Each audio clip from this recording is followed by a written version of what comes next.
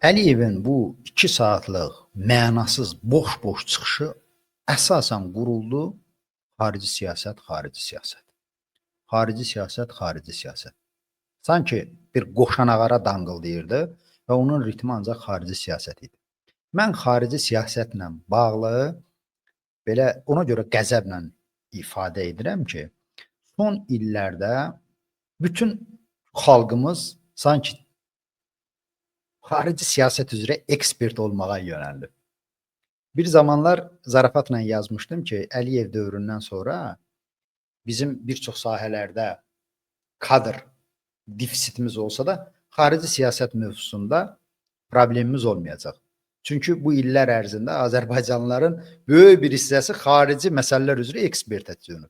Fikir verin sosial şəbəkələrdə. Qardaş, Əfqanistan deyirsən, Əfqanistandan danışırlar. Afrika deyirsən, Afrikanı izah eləyirlər.